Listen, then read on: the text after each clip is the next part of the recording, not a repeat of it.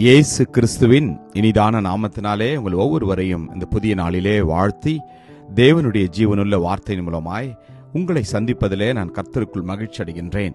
சங்கீதம் 138:8. கர்த்தர் எனக்காக யாவையும் செய்து முடிப்பார். கர்த்தாவே, உமது கிருபை என்றும் உள்ளது. உமது கரத்தின் கிரியைகளை நெகிழ விடாதிருப்பீராக. The Lord will perfect that which concerns me. Your mercy, O Lord, endures forever. Do not forsake the works of your hands. ஆமென். கர்த்தருடைய நாமம் மகிமைப்படுவதாக. எனக்கு பிரியமான தேவஜனமே, ஆண்டவர் இந்த நாளில் நம்மை பார்த்து சொல்வது என்னவென்றால், நாம் அவர் மேல் வைத்திருக்கிற விசுவாசத்தின் நம்பிக்கையை அவர் நிச்சயமாய் உறுதிப்படுத்துவார். நம்முடைய தேவைகள் எல்லாவற்றையும் அவர் நமக்காக செய்து முடிப்பார். காரணம், அவருடைய வார்த்தைகள் ஒவ்வொரு நாளும் உங்களையும் என்னையும் வழிநடத்தி வருகிறது. அந்த வார்த்தைகள் ஜீவனுள்ள வார்த்தைகளாக இருக்கின்றது. கர்த்தர் ஒவ்வொரு நாளும் நமக்காக வேண்டுதல் செய்கிற தேவனாக இருக்கின்றார். கர்த்தர் நமக்காக பரிந்து பேசுகிறவராக இருக்கின்றார். கர்த்தர் நமக்காக யுத்தம் செய்கிறவராக இருக்கின்றார். ஆண்டவராகிய தேவன் நமக்காக அவர் வழக்காடி நம்மை மீட்கிற தேவனாக இருக்கின்றார். ஆமேன்.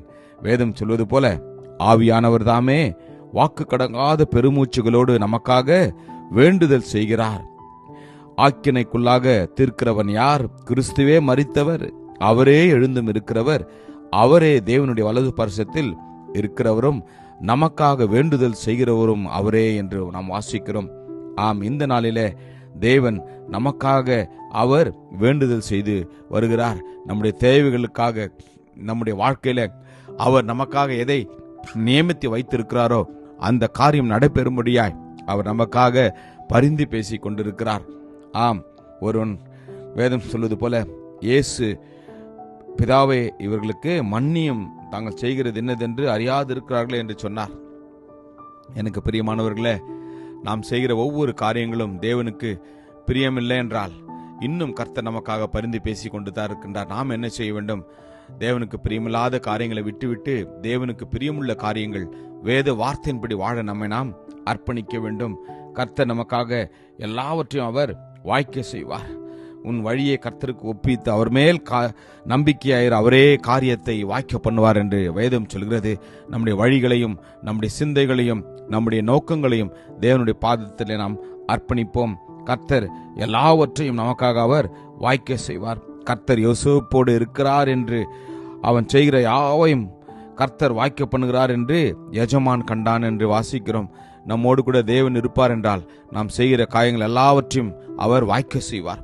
அவர் நம்முடைய வாழ்க்கையில எல்லாவற்றையும் நேர்த்தியாகவும் செம்மையாகவும் அவர் செய்து முடிப்பார்.